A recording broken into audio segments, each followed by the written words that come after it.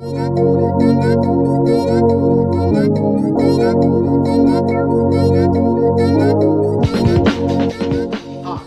I'm Rev.Vieira from Scholar Skills.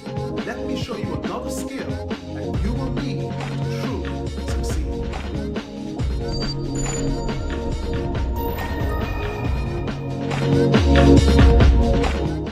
Now I want to continue helping you to understand what the new learning standards represent and how they will affect your child. And I think what I want to do more than anything else is not relate this to an exam, but to help you to understand so that you can be empowered as to what your children do need to know to be successful in any endeavor.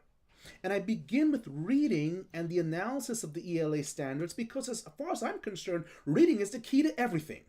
It is the key to every subject area. It is certainly the key to cultivating intelligence. So let's continue. So the last time we looked at this, we saw that the state is now asking, or these new standards rather, I don't want to use the word state so much because these are just basic common sense standards, okay? That kids should know how to analyze the structure of written texts and specific sentences and paragraphs, and we've talked about that. But let's move on and continue to develop that idea. Take a look at Standard 9.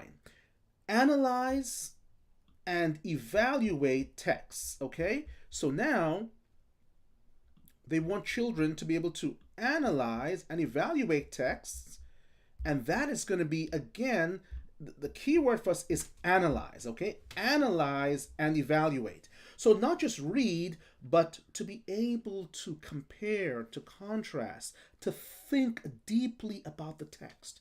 This is crucial. If a child does not comprehend what he or she is reading, he or she will be unable to analyze, and then the higher level of thinking is to evaluate. So to analyze means to break it into its parts, and that's why I stress the need for grammar and vocabulary. But to evaluate means to take what you've analyzed, to put it back together, and to make a value judgment about it. What of it? Look, here's what I read, and I've broken it down into its parts. Now, what of it? What exactly does this mean, and what are my thoughts about it? So you see, analysis is crucial, but evaluation is even a higher level of thinking. If your children are struggling to read, they'll never be able to analyze and evaluate. And if they can read fluently, but they don't have the ability to comprehend, they'll never be able to evaluate. This is why analysis is so important as a critical key for comprehension. Now, let's take a look at the writing standards, and you'll see what remains from 2011 and what will persist into the future and what will follow your children throughout their educational career, all the way through middle school, elementary, middle, high school, and certainly in college, and then even in grad school, is the ability to write arguments and support claims, okay, with evidence. So let's take a look at that. This is really important. The ability to write arguments and support them with evidence. So standard 1, write arguments to support claims, okay? I'm going to underline that for you here. Let me say it again, write arguments to support claims. And in an analysis of, again, there were analyses there, right? If substantive topics or texts, but watch this, using valid reasoning and relevant and sufficient evidence. Your kids need to bring the documents and the written text into the courtroom of their minds, be able to explain it, and then support their own understanding of that text.